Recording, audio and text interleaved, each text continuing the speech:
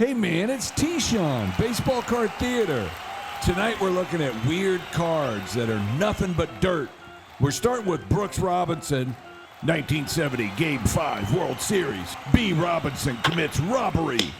This is from 71, and I did a video about cards from that year, and this guy mentioned he loved this card and how it looked like he was crawling through the desert. It kind of does. There's nothing but sand. He looks kind of tiny. So it says this is from Game 5, but I read online it's from Game 3 when he robbed a hit from Johnny Bench. Who knows? I read it online. It's probably true, right? So here's Jose Reyes from 2010. What a great card. There's a play at third, and the home plate ump is run down to cover it, and the way his knees are bent and his arms are out, kind of got a Karate Kid vibe. And then the foul line cuts the photo in half, and I think that's Ty Wigington over there. I didn't do a lot of research on it, but that is great composition in that photo. I like it. Up next, Eddie Rosario, nothing but dirt. Okay, I realize there's a base in this shot. Don't take the title too literal. Nothing but dirt sounds a lot better than mostly dirt. But this Eddie Rosario card, so it's 2019, and he's trying to get a rally going. And that white tannish sand reminds me of the Patagonian desert, whereas opposed to this Will Clark card, where he's a Cardinal, that brownish red sand reminds me of the Jordan desert, a whole Lawrence of Arabia vibe.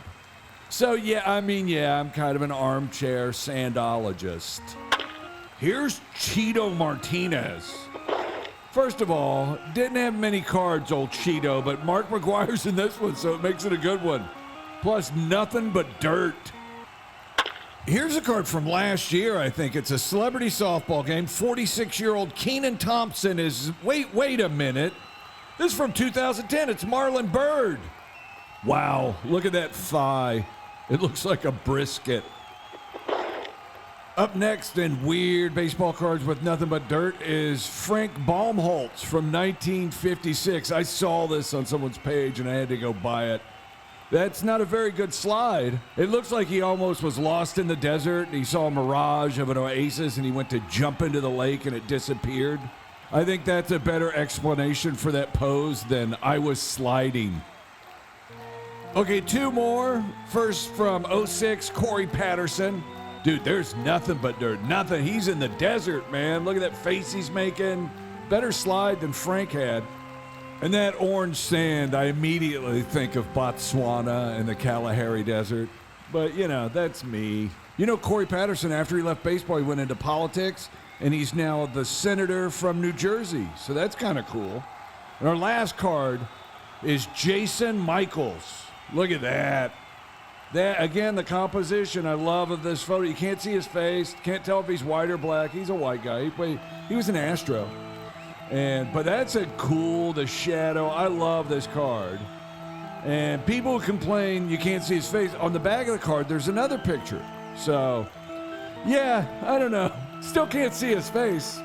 Isn't that hilarious? They just use that picture. Hey, here's another one. But I'll defend the artistic choice of having a card like this. I kind of think it's cool.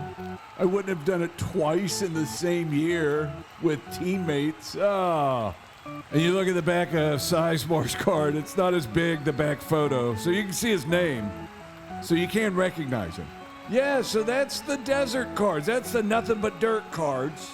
And I've just been informed that Corey Patterson is not the senator from New Jersey. That's Cory Booker.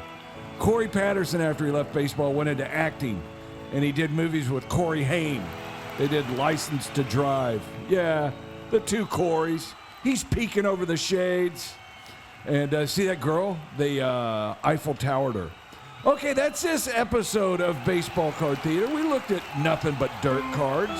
I am T-Shawn. Peace.